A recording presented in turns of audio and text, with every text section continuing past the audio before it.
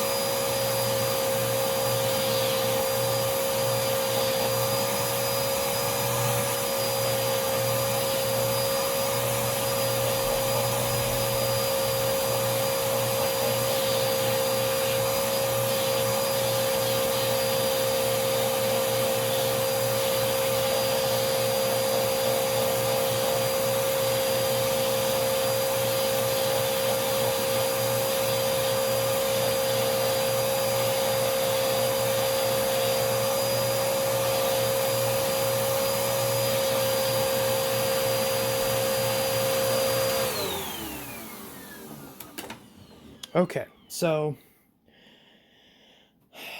as sort of expected, the outer circular filter, which is that little foam filter right there, just completely split, so that's not at all going to be savable.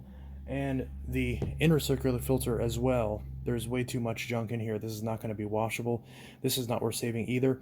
So both these filters, which usually come in a set anyways, these will just be replaced. But the good news is that these other two filters are passable. Now, this one, I just need to get some more of these little bits out of it, which can be washed out. And this one, it has easily come up the best out of all of them.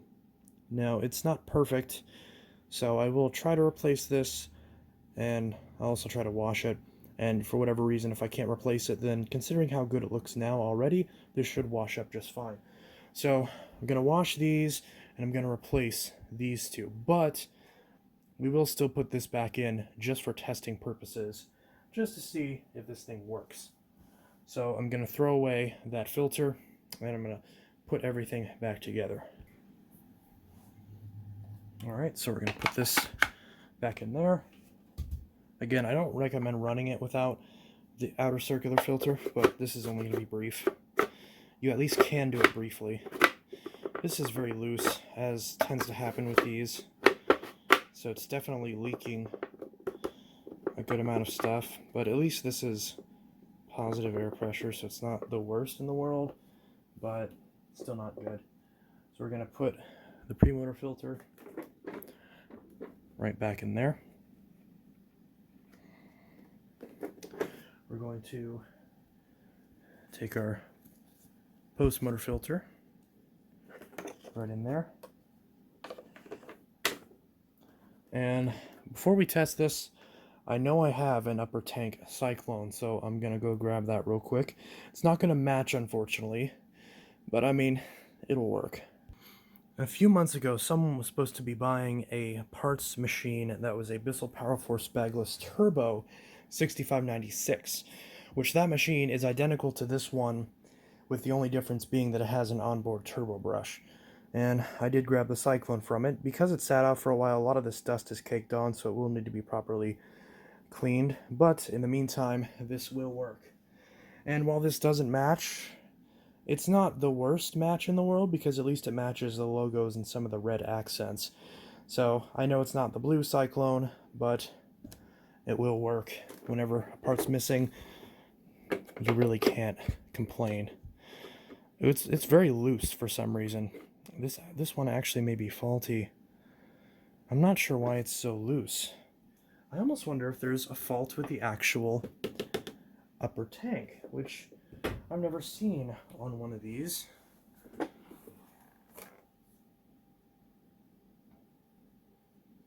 No, I think it's just this. Yeah, it's really loose. I'm not happy with how loose this is.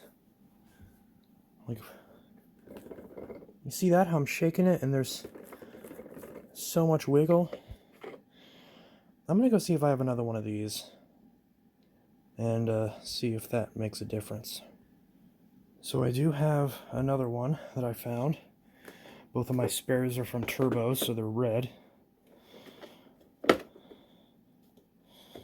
There we go. That one's a lot better. So that one is no good. So we'll get that out of here. So yeah, it's not the upper tank, it's just the actual locking pegs on that one were just worn. This one's okay though. That's what it should be.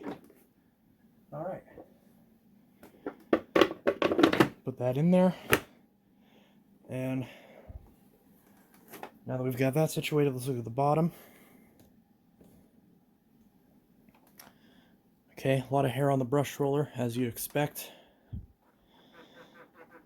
Can you hear that? That's definitely, the belt is very, very slipped. Still has some sort of grip on the brush, but it's, that belt is completely stretched out. But the good news is that the bearings and the brush roller are good.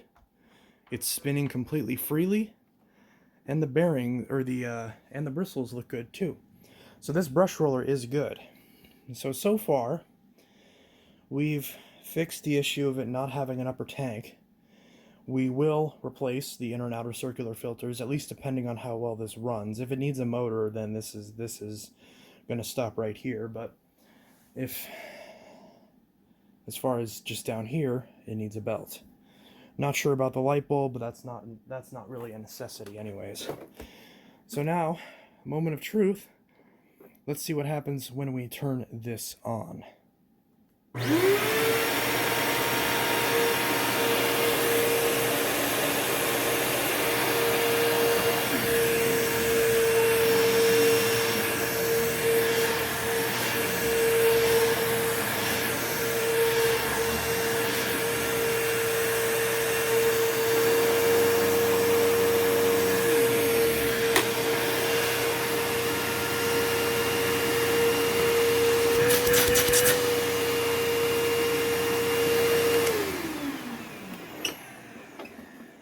Okay, so motor's not, it doesn't sound brand new or anything, but for a old bagless Bissell motor, that is perfectly passable. So I will open it up to the motor, probably, and see if there's anything gunked up in the fan. The bearings sound okay. The fan isn't off balance. There's no buzzing or vibrating coming from the motor housing that I noticed. The pitch is a little bit higher as a result of clearly a lot of coarse debris making its way through the fan and through the motor. But again, for a crappy bagless Bissell like this, there's really not much you can do.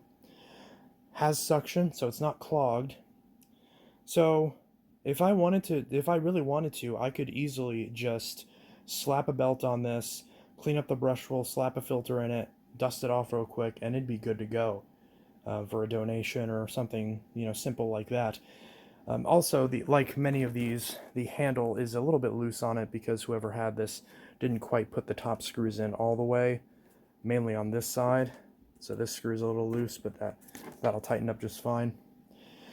You can tell that this was sitting out all day because both the sticker on the handle and the sticker on the bin are a little bit sun faded from sitting outside. But what are you going to do? So yeah, for $0.00 and technically no money out of my pocket, I'm going to be able to get this machine up and running because I'll be able to clean it up with cleaner that I already had. I'll be able to replace it with a belt that I already had, a set of filters that I already had, and potentially even put some attachments on it that I already had. Although I'm not sure if I have any spare attachments for Bissells anymore. I might. We will see.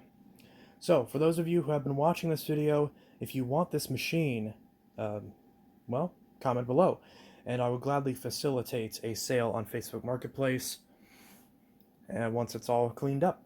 So yeah, I'm going to fix this up, and it will go to one of you lucky viewers, at least those of you who want to get it and have money. So, anyways, this is Intellitech Studios signing out. Am I going to sign out yet, or should I clean this up a little bit first? I don't know. Well, I think we'll, I don't know. Do you guys want to see me stripping this apart and cleaning it up? I don't know if I have a good screwdriver. So yeah, you know what? I think I'm going to go ahead and pull this apart. So, we've got a standard Phillips head screwdriver, which the thing I love about all these old Bissells, and will always love about these old Bissells, is that everything comes apart with a very straightforward set of Phillips head screws. So, first thing we'll take off this hose. We'll give that a good wash out. Wash out the wand. Get the filter and the door. Get the bin. Oh, we did get a little bit of hair and stuff despite the belt being stretched out. These machines always cleaned well, even though they never filtered well. So, got that. We got this piece that we just put in. Alright, now we'll grab this. I don't know if you can see this. I don't know if the camera's pointed at this, but it should be. Ooh, this screwdriver is really wanting to strip these screws out, which is not good. Just gotta give it a little bit of leverage. You're taking out these screws. And I always just wipe these screws off on the carpet. Usually screws don't actually get that dirty unless they're actually rusted, in my experience. So, again, I gotta turn this away from the camera to get a good grip on this. So we're removing the tank lock. Ooh, those squeaks and squeals, not fun. Now we're going to take off the handle with the 2 screws that hold that in. I'm not sure if I'm going to wash the handle. Yeah, I'll wash the handle, might as well. Usually, in my experience, washing these Bissell parts, they don't usually get the stickers messed up, at least not the few times that I've done it. And even if it does, these stickers are a little bit faded anyways, so I'm sure most collectors aren't going to care. Although I'm sure they prefer to have the stickers on, so that way they can at least decide for themselves if they want to peel it off or not. So that's what I'll do. I'm not going to peel these off unless they actively fall off during this. Okay. This screw's wanting to be difficult. Again, just wipe this screw on the carpet and then it looks fine.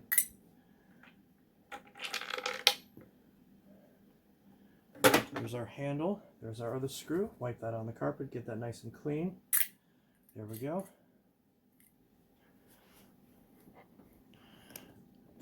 All right. Take some more screws out.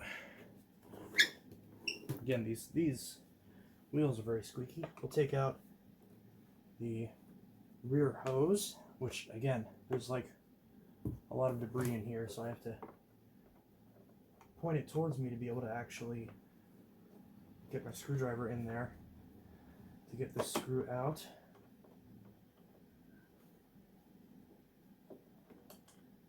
There we go. So that goes to the base.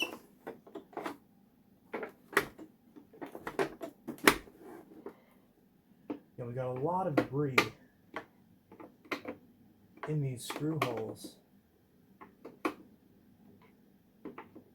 which of course can get in the way of us trying to remove these screws, but sometimes you just gotta kind of work around it.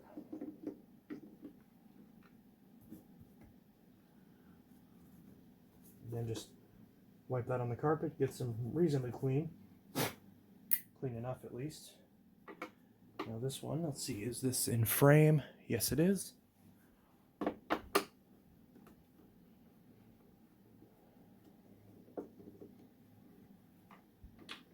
Just like that.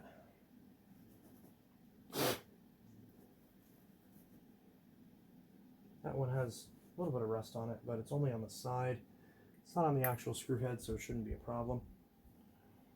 So now we'll grab screws on this side. We're just going to take the whole power head off and wash out the whole thing.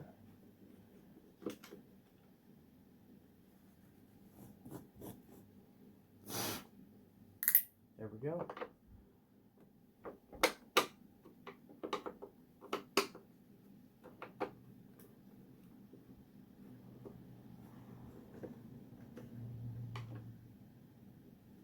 Got some nice dust right underneath the fingernails.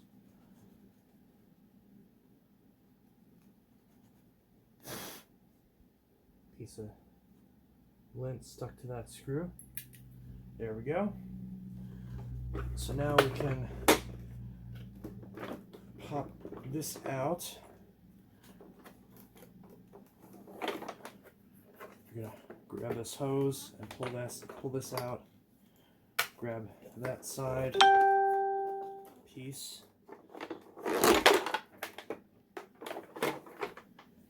There's the main assembly. Here's the power head. Flip this over. We can see, of course, now the brush is nice and loose. Got 3 tabs right here, which just unclip on this model.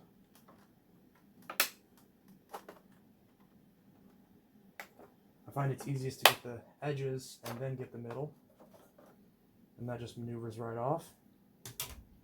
Got our very stretched out belt, and in our case we can just yank the brush roller out. This belt is very stretched, I can tell just by looking at it. It's a genuine Bissell style 7-9-10 belt, which tells me this person clearly never changed the belt, or if they did, they changed it with a genuine one. But it's been a while. Have a little bit of bearing noise, but it's not the end of the world. I'm going to wipe the edges onto the carpet. And there we go. So we'll set this aside. We'll clean up this brush roller later. Again, we've got a bit of bearing noise, but I'll try to avoid replacing this if I can, because it costs a lot of money to replace these brush rollers.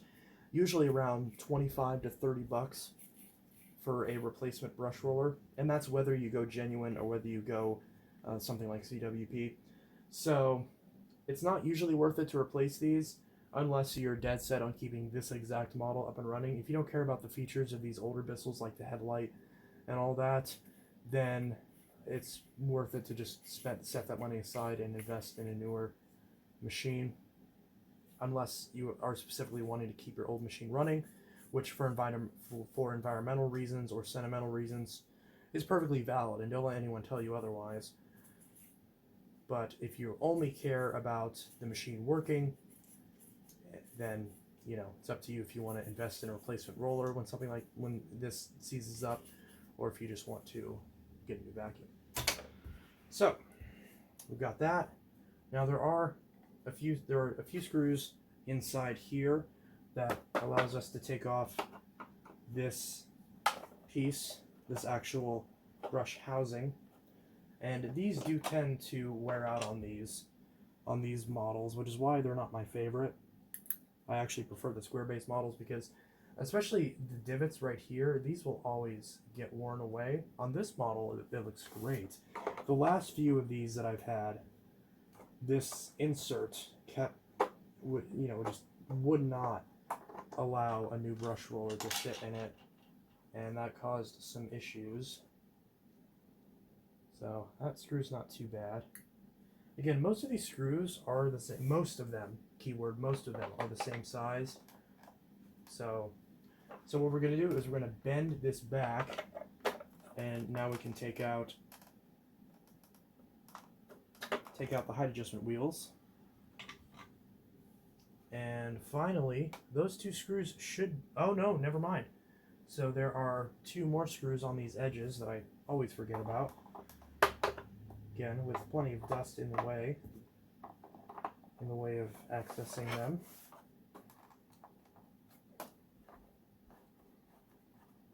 So again, a lot of dirt here. If you're sensitive to dust, wearing an N95 would be definitely ideal. If you have some N95s left over from when COVID was a thing, or if you're still wearing them, then there you go. Put on one of those and you're good to go. And again, yeah, because I guess there are some people saying you should probably start wearing them again. I don't know. Either way, get one if you're sensitive to dust, but specifically an N95, one that actually seals around your face. I mean, I guess a normal one, a normal disposable mask will still help, but it won't be as effective, just like with COVID. So now we can pull this housing out. A little tricky the way that it's in here.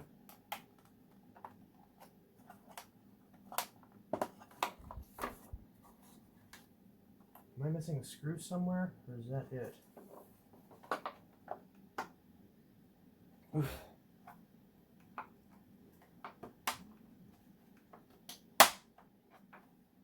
I don't want to break anything. I mean, it's not really necessary to take this piece out, but if you want to be super thorough, then that would be the way to do it. And knock all the dust out of it. I'm trying to remember what, because it's been a few months since I've taken one of these apart, and I do not have the best memory. There we go. Gotta click that out of there.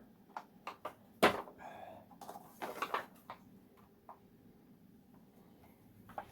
this still recording? Yes, it is. Just making sure. That sounded like a puppy when those wheels squeaked. Ah.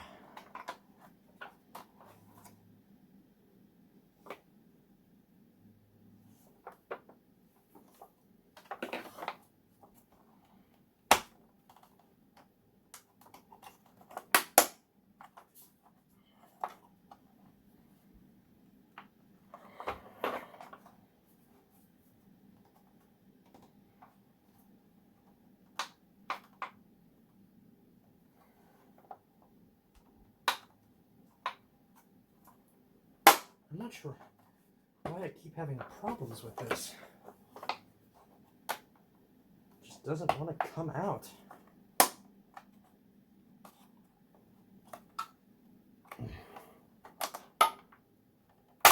Ugh.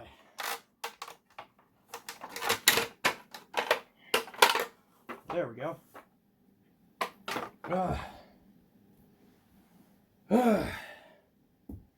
Okay. Now that's a lot of dust. So you can remove this hose if you want from the base. It's not super necessary. Finally, we're going to grab this and we just turn it to the middle setting, but towards the area where it says 7 height adjustments, and then we can just poke it right through. And there we go. So now that's all apart. Again, you can remove this bumper too, which again, this one's in good shape, but again, it's not necessary to get it clean. So now we're going to look at this. We're just going to open this up and take a look at it. So there's 5 screws. Make sure this is pointed at it. There's 5 screws right here. 1, 2, 3, 4, 5. And then there's also a screw right here where the cord attaches right there. Okay, so I just took the screws out of this. So we're gonna go ahead and tilt this back. Pop the screws out of it, which there's only 3 left that I hadn't pulled out yet. And let's see.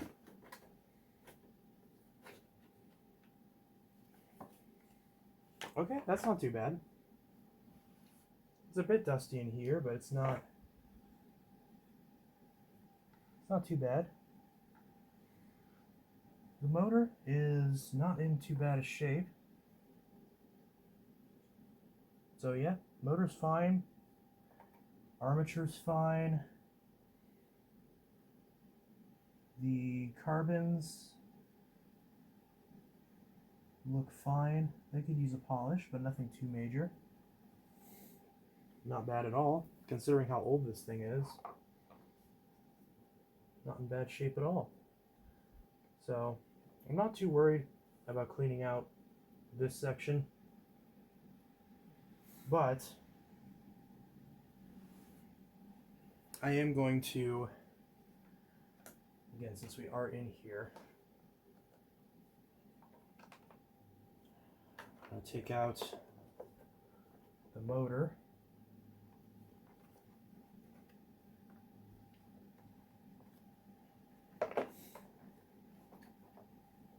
And I'm not going to bother disconnecting any of this because I'm just going to disconnect all of this. So there's this little guard right here that has the switch and everything in it. And I usually just bend this a little bit. I just bend this down a little bit and it usually pops up. And then I bend it a bit the other way and then it pops right out. And then there we go. We can grab the switch right out of here. And we can also maneuver the cord out of here, just like that. And now we have this completely hollow. There's no electronics in it. There is the switch cover, but that's not a big deal. So even the switch itself you can wash. but you know, there's no reason to. So now we can wash this section. You can remove this, but I always found this part to be a pain in the ass to get back in, so I just leave it. So we're gonna set the motor and the cord to the side, and now we're gonna put all this in the tub, spray it down with some cleaner, and give it a bath. So the first thing I'm actually going to wash is the pre-motor filter, because this is very easy to forget about. So I just want to wash this and have it set aside, so that way we don't get it in the way of anything else or get it accidentally sucked down the drain. So this shouldn't need anything more than a rinse to get the little bits out of it. We're going to make sure to rinse it the opposite direction when it was in, so that way the stuff that came in through this way and got stuck in here can be washed out. So this will just move this curtain out of the way. So we'll just give this a quick rinse.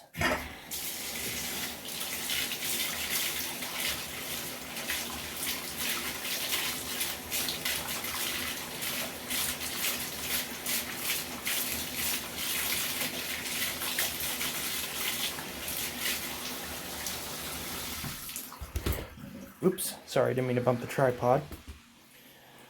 So, in the case of something like this, we actually can dry this fairly quickly. So I'm going to take a towel and we're just going to squeeze it in here.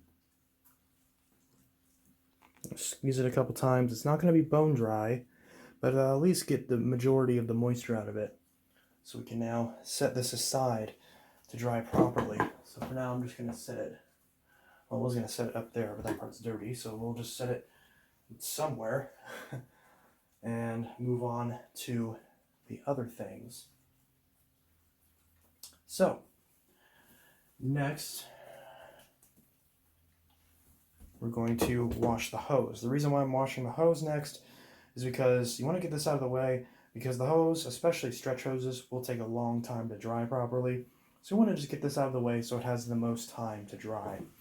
Now, it'll be quite a lot to try to clean this out because dirt gets stuck in all the crevices inside the hose, but you know, what are you going to do?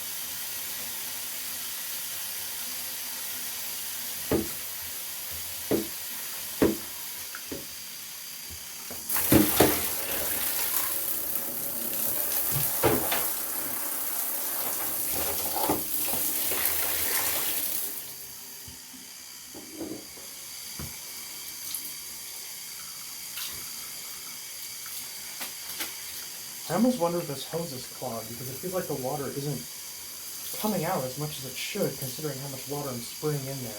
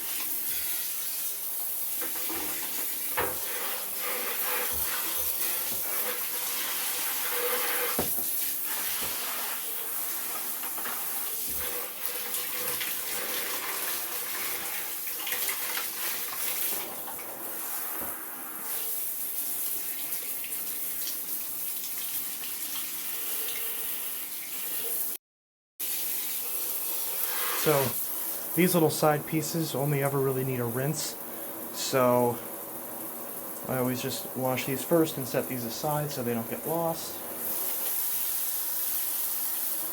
They generally don't need anything more intricate than that. Same with the dial.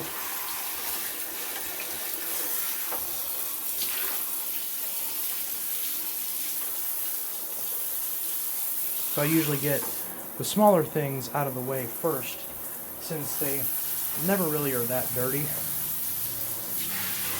And I focus on the bigger things for the actual chemical treatment.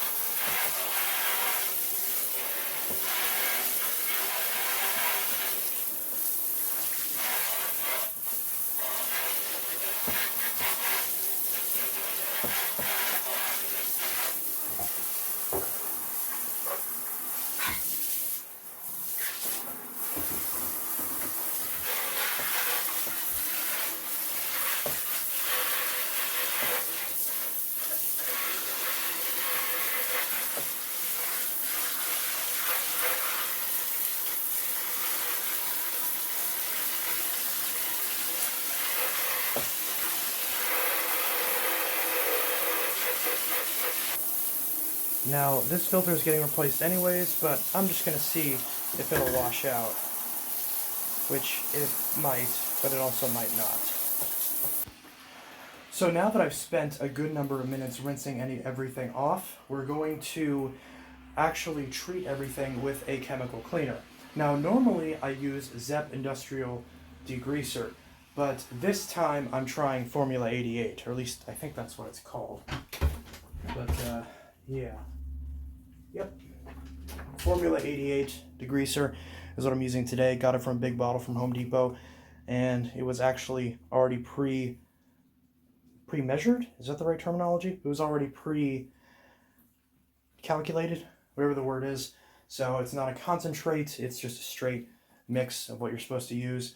So yes, it's in a ZEP bottle, which makes that a bit confusing, but this is what I'm trying today, just to see if it works as good as the ZEP that I normally use. But normally I use ZEP Industrial Purple Degreaser. Usually I use it in a concentrate with one of these big bottles, or failing that, if I'm in a pinch, I'll just grab the one that's in its own bottle with not as powerful of a sprayer, but it still works enough for what I use it for. So that works fine. If you're just starting with this, you can just get the normal purple and yellow Zep bottles that are they're normally like $8, and they're already pre-measured and all that stuff. The sprayers on them aren't as powerful, but for what this is, it works just fine.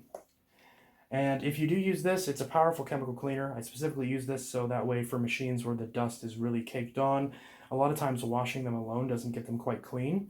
So I learned that using this stuff makes a big difference, even against using Persil or something like that to clean it in the bathtub. So we're going to spray everything down with this, and I'm also going to spray the filter down as well, just to see if we can't try to get that clean. And but if not a big deal, because again, I'll probably end up just changing that anyways. So we're going to go ahead and spray all of this down.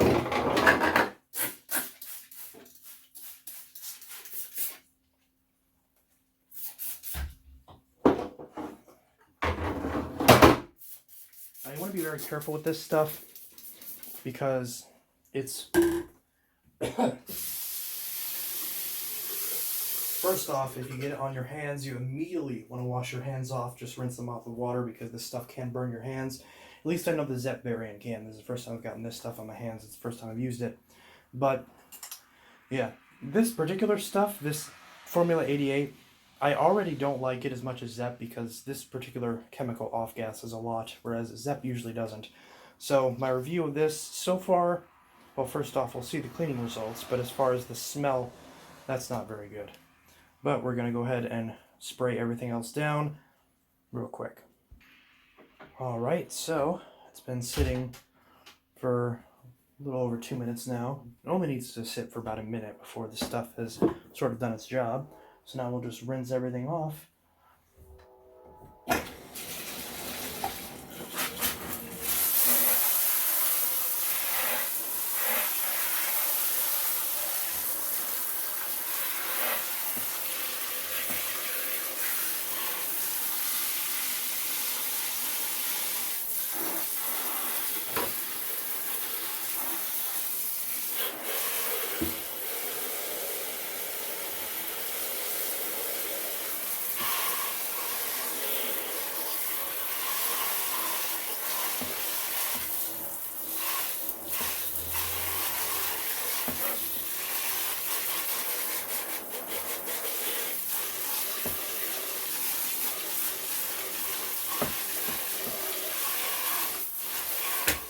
But yeah, you get the idea at this point. So we just keep rinsing everything off until all the bubbles go away and all the water rinses clear. And then we just let everything sit to dry overnight or for 24 hours.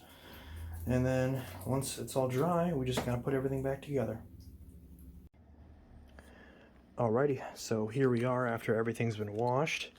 And if you're wondering why the lens has switched to wide angle, that's because this part of the video I'm filming on my Note 20 instead of on my Note 9, since this has been sitting and drying for so long that I actually got a new phone. So anyways, we'll go ahead and get back to this. For some reason, some M&Ms fell into here. We'll set that aside.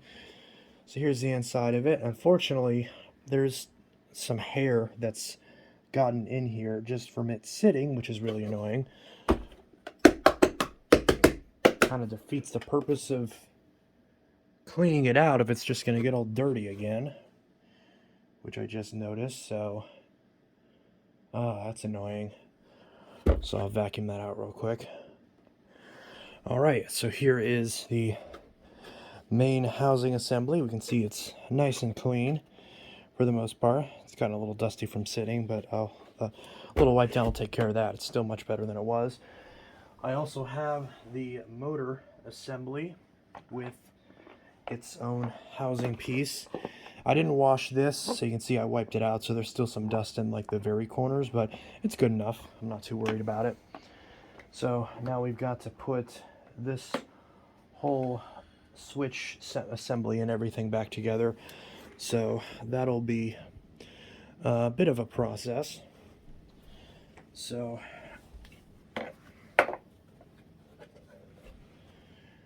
and we've got the little piece here, which I'll wipe down.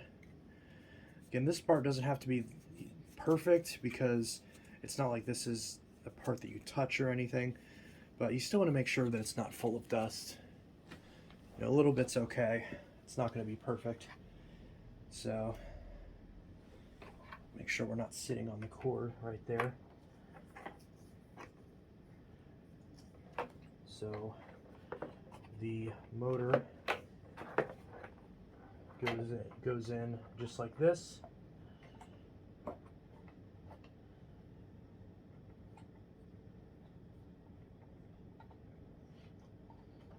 It's being a bit difficult.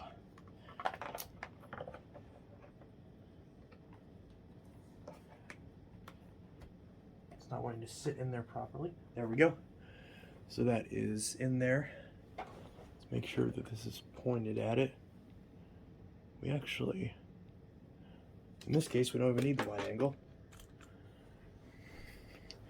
So, got the motor installed. It would actually help if the camera's pointed at it. So, right there, got the motor installed. And now we got to get all this fitted back in here, which is a process. See if I remember how this was done.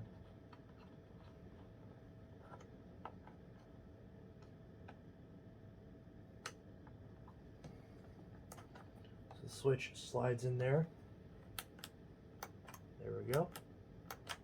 So the switch is in there, just like that.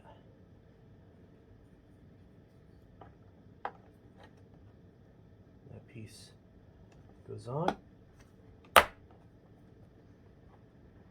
Right there. Add some slack to the cable. Install the cord back in here. So the cord slides in to this groove. So right where this flat side is, this flat side sits right in there, where that cord goes. And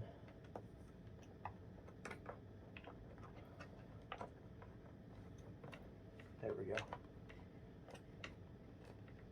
And that goes in there.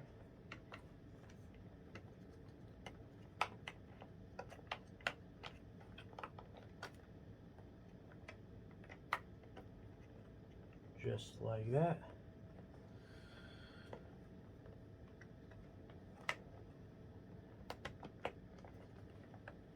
So that pushes down into this slot right here, and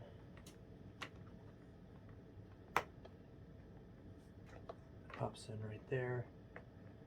That pops in right there into that guide, and then this cover. Make sure the wires aren't sandwiched. Make sure that those are pushed out of the way so they're not in the way. And that pushes right on, just like that. I'm gonna wipe this down.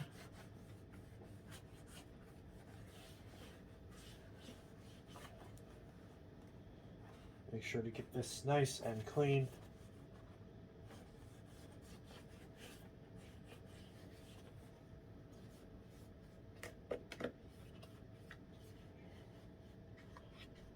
Now I'll make sure to be really intricate with these grills. Make sure to get all the dust out of this grill so it looks nice and clean. And if it doesn't look perfect in the camera, don't worry. I'm gonna go back later and get the rest of this cleaned up so it's as clean as it can physically be.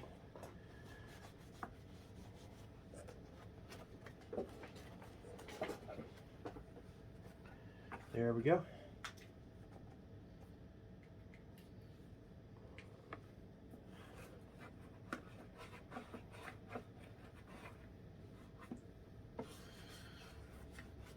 Just like that. Okay, so now we're going to start putting these screws back in. So, got a bunch of these screws. Now, some things to note, Most of these screws are the same length, but there are some exceptions. These two really long screws, these go into the handle, and these two screws with the little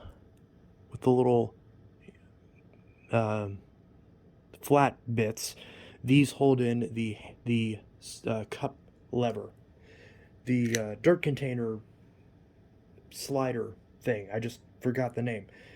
So those are for those specific things. All the other screws, to my knowledge, are identical. So we just need to grab 5 of them. And so one goes here, one goes here, one goes here, one goes here, one goes here, and then one goes here to hold the cord in place. Now what we're going to do is we're going to replace the lock and seal lever. I just remembered what it's called. So this will just pop back in right there, slide it to the left. And then we're going to grab those 2 aforementioned flat-based screws, because these essentially hold... Why is that?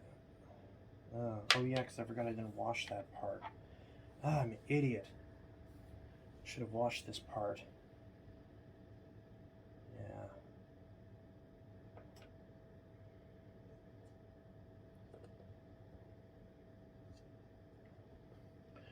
Alright, I'll have to get that later. Okay. So then we're going to screw these in.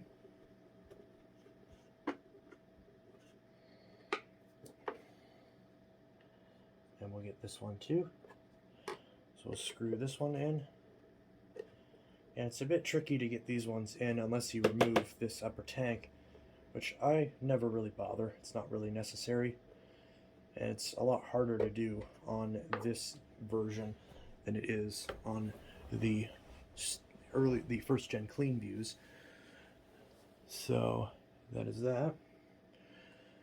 And I'll clean up this section at a later date. But for now, we'll just wipe off the lever. There we go. And so now I'm going to set that aside. We're going to reassemble our base assembly. So we've got our base assembly right here. We're going to take this. So the top of this cleaned up very well, but the bottom, I have to clean it a little bit more. It's not quite perfect, but you know, this is how it looks. So again, I don't recommend this Formula 88 degreaser. I normally use Zepp Industrial Purple, and clearly that's what I'm going to go back to, because while there are some parts of this machine that cleaned up really well, there are other parts where it did not clean up as well. And that, combined with the fact that Formula 88 is also leaves a really, really bad smell. It's clearly not. Maybe I'm using it for the wrong purpose, but for this use case, Formula 88, I don't recommend. Just stick with Zepp. Just stick with Zepp Industrial Purple Degreaser for your chemical cleaner, your chemical cleaning needs. Piece of lint that got stuck in there. Okay, so we got that base on. Now we're going to grab our height adjustment knob. We're going to feed that through. So we're going to, where that little nubbin is, we're going to push it in through the bottom, right here.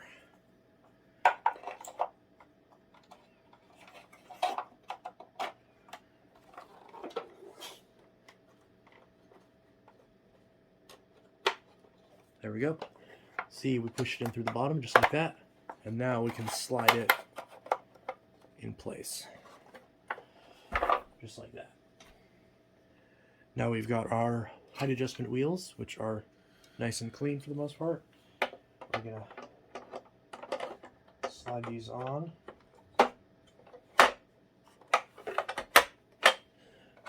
Just like so. So now we're going to take, there's one screw that goes here, one screw here, one screw here, and I just forgot what screws went where. Okay, well, I'll have to figure that out. So we will grab those. Yeah, so this layout's a bit confusing, the way that these work. But so actually, what I'm gonna do is I'm gonna install it to the cleaner first, because that'll tell me how many screws I need for this. So we're gonna line this up right here.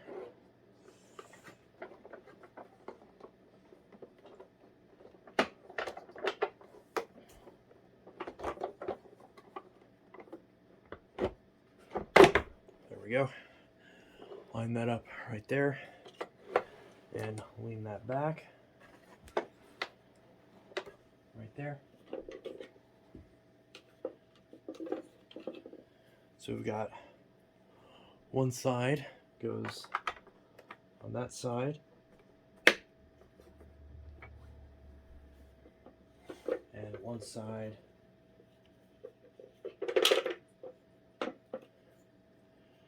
goes right there.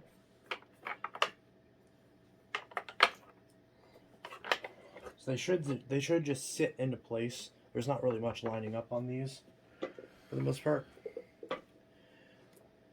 So then 4 screws, 2 on each side, just like that.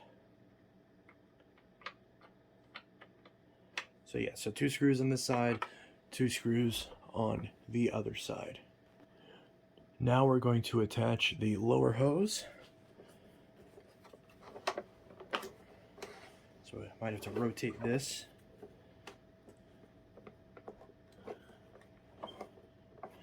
Line that up, just like that. We're going to grab one of our screws.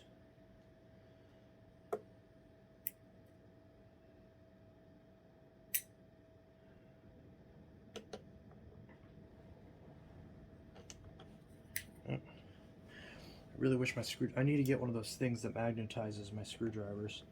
In fact, I just need to get new screwdrivers, because this screwdriver sucks. Why is that not?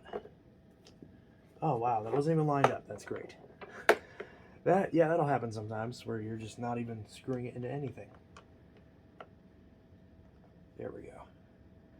So now sometimes you gotta put it in there by hand in order to get it to go. There we go. Just like that. And yeah, okay. So the nice thing about Bissell's is that they are very self-explanatory for the most part. So we're going to flip this back around, and now we can get all this fitted together. So we've got our 2 handle screws, and then we've got 4 screws.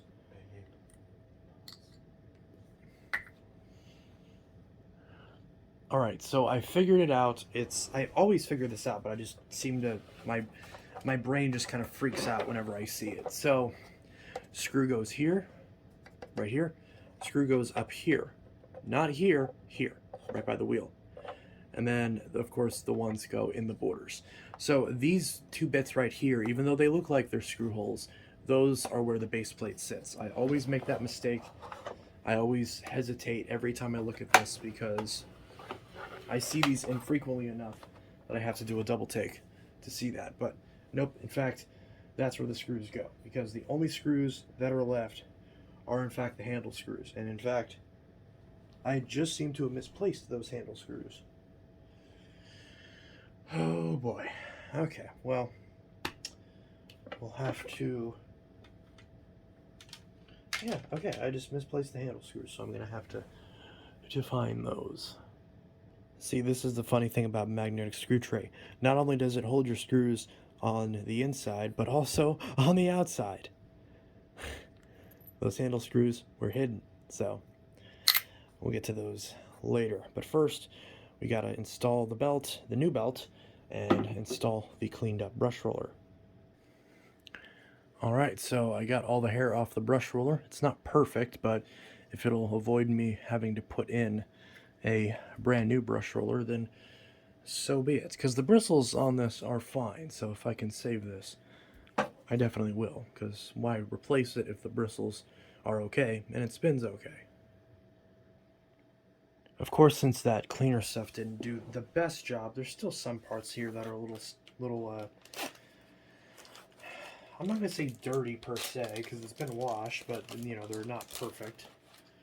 So, we've got our brand new pack of Style 7, 9, 10 belts. Yes, I know they're Walmart brand. I'll get genuine belts at some point. But I keep telling myself I'm going to buy genuine belts, and then I forget, and then I end up needing belts, and the only option is just to run to Walmart and get one if I want to get this done. So, that's what I did. So, I'm going to take this belt, loop it around. So we're going to pinch the belt like this. I'm going to loop it around the motor shaft, which is a little bit tricky on this model. Just like that. I'm going to take the brush roller, loop it through there, pop that in, grab this side, pop that in, give it a few spins. It makes a bit of noise right there, but it shouldn't be too bad. At least I really hope it's not, because I'd hate to have to, because I don't think I have a brush roller that works in this. Alright. And now we'll take our bottom plate and we'll hook it on like that. There we go. Again, it's not perfect, but it'll work. So that is all back together.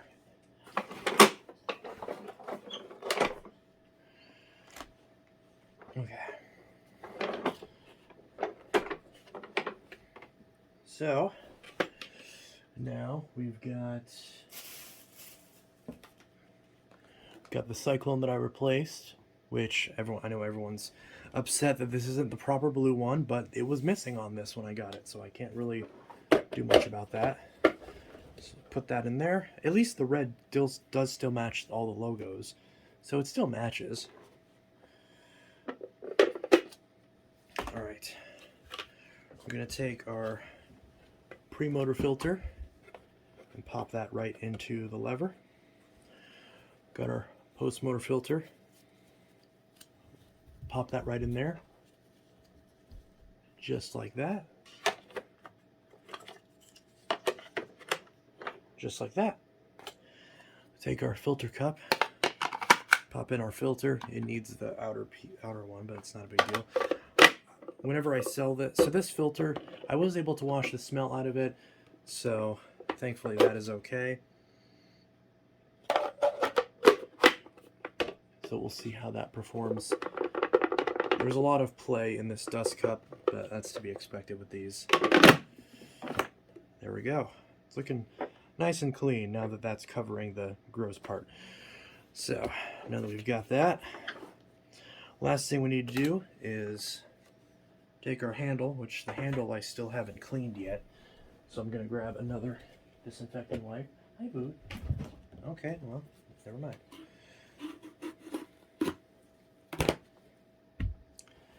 Alright, so we're going to wipe off back of the machine here.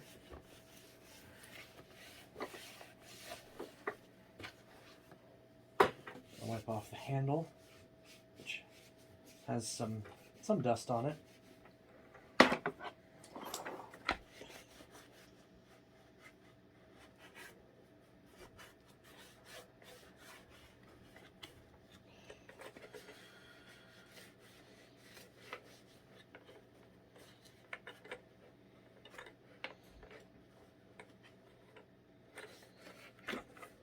Now the sticker on this handle is quite faded, but I'm not going to do anything about it. I'm not going to remove it, because obviously I don't know if whoever buys this is going to want that on there, so I'm just going to let them do it if they want to peel it off.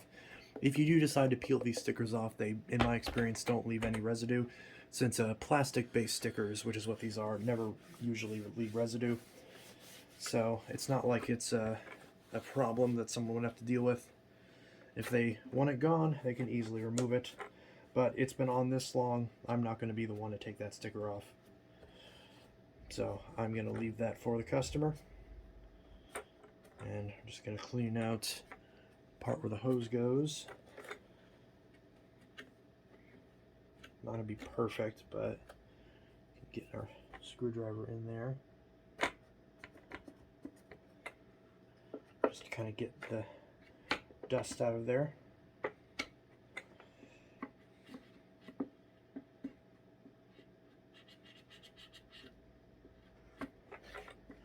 Again, it's not going to be perfect, especially if I bump the tripod, but that's good enough. So we're going to slap this right up top.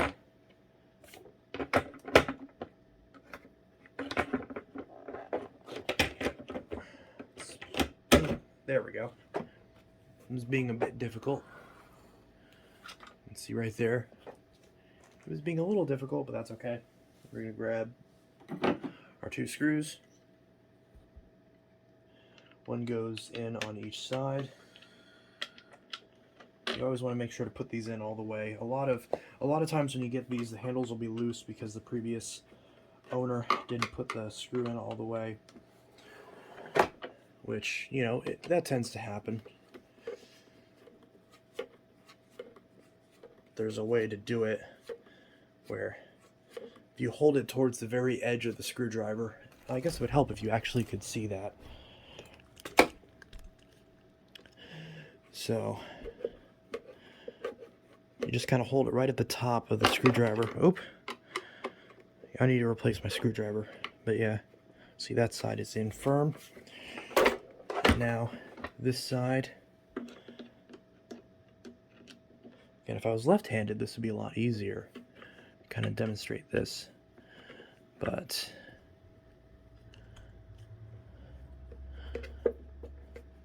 so just screw that in.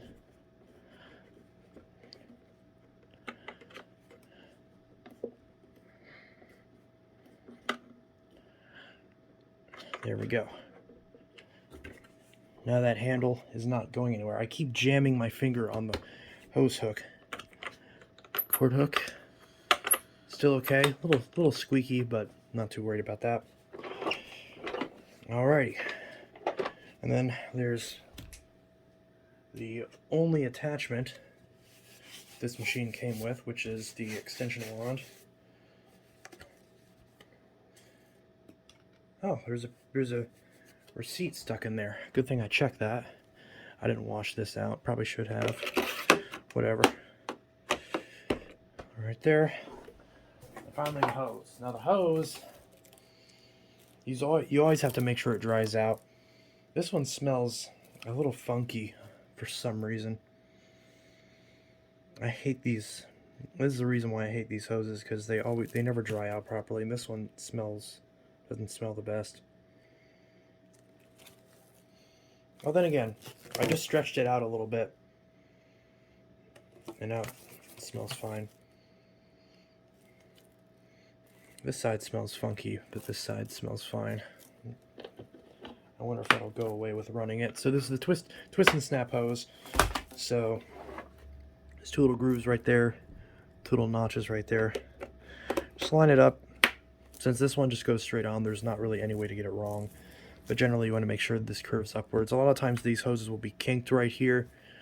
So that's just kind of part of it. There's not much you can do about that.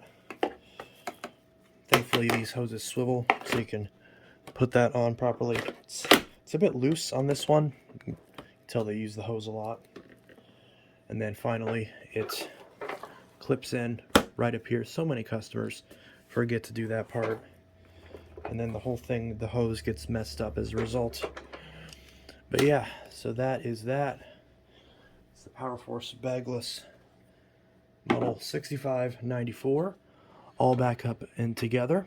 So I'm not going to actually run this on the carpet. because I don't want to get it dirty again after I just reconditioned it. And I will clean off those paint marks. So one way that you can clean off paint marks is get some isopropyl and a scrubby sponge. That's usually a good way to do it. So I'm gonna find a sponge and do that real quick. Okay, so we're just going to take the abrasive side of a scrubby sponge, put some isopropyl on it, which is easier said than done. Okay, there we go. And we're just gonna clean up these paint marks to the best of our ability.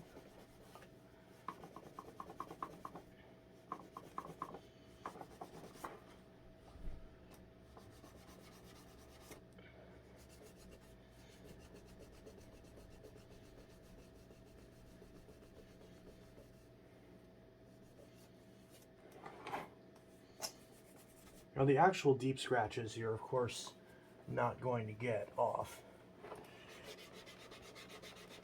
And also the scratches on the bumpers are a lot harder to get off. And any scratches that are on logos are going to be a bit trickier, but usually you can get it. It's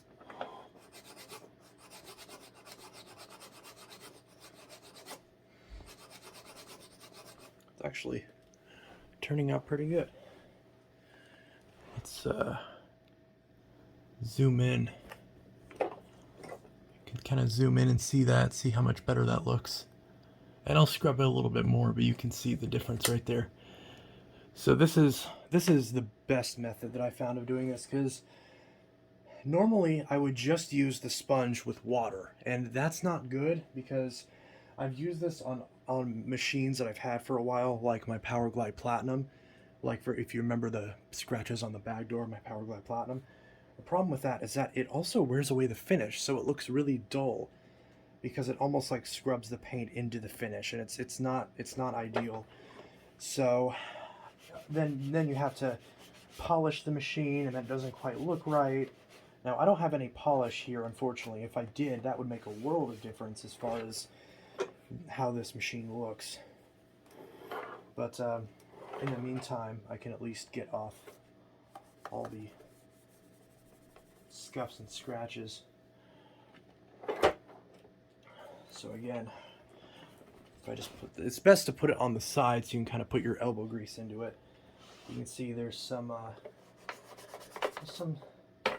that's hair. There's some scuffs.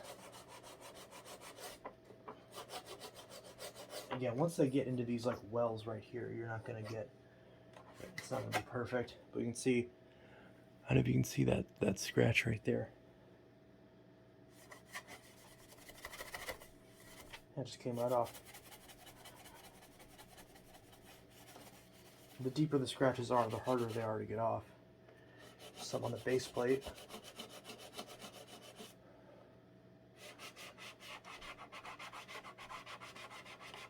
Just like that. Sometimes you have to go at it at a different angle to get it.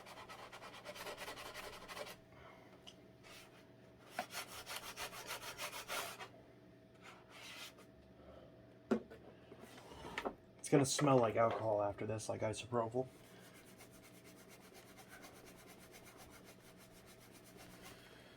It's going to be less effective once the alcohol wears away. So you might have to reapply some. And I'm using 91% isopropyl. Don't use anything less because it's not going to be effective. I'm not sure the safety of using more, but I just stick with 91. It's easy to get and it works.